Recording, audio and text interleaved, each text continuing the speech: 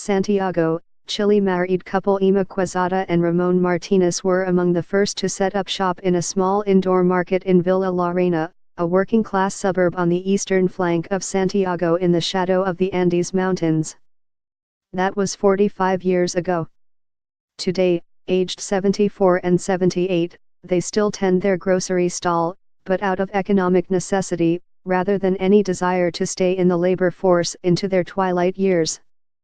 Ramon's pension just isn't enough, said Quezada. We have no choice, we just have to carry on working, she sighed. Many of Chile's 3 million seniors are in a similar position. Quezada doesn't see much hope of things changing as a result of Chile's presidential elections on Sunday. Don't like any of them, she said of the candidates. They just look out for themselves, and they're always attacking each other. Quezada's frustration with the economy and politics appears to be widely shared in this South American country that is often held up as a model free market democracy since it voted out its dictator Augusto Pinochet in 1990. In the first round of the elections held on November 19, just 46% of the country's eligible voters made their way to the polls. This continued a trend of low turnout noted in last year's municipal elections, 34%, and the general elections 4 years ago, 49%. Chile abandoned compulsory voting for registered voters in 2012. Sunday's election is a runoff between conservative billionaire Sebastián Pinera, who took nearly 37% of the vote in the first round, and the center-left candidate Sen.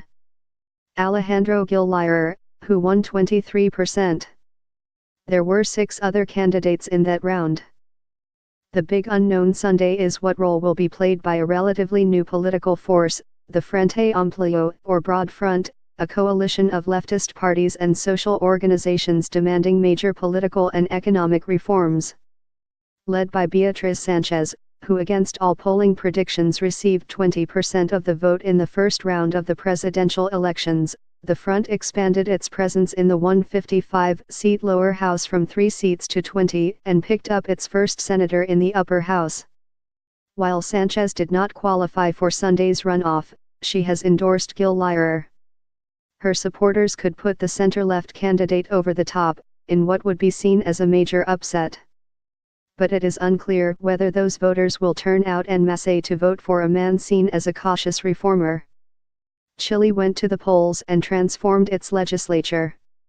Chile has boasted one of Latin America's fastest-growing economies in the past few decades, and the country has been politically stable with little corruption.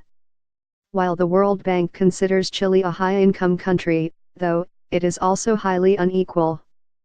What that means to many ordinary Chileans is that wages and pensions are low, living expenses high, and basic public services of poor quality, particularly health care and education. Adding to voters' concerns, economic growth has been sluggish in recent years due to a drop in prices for copper, a major export. Citizens' response to these problems has been either not to vote, or shift to a different party.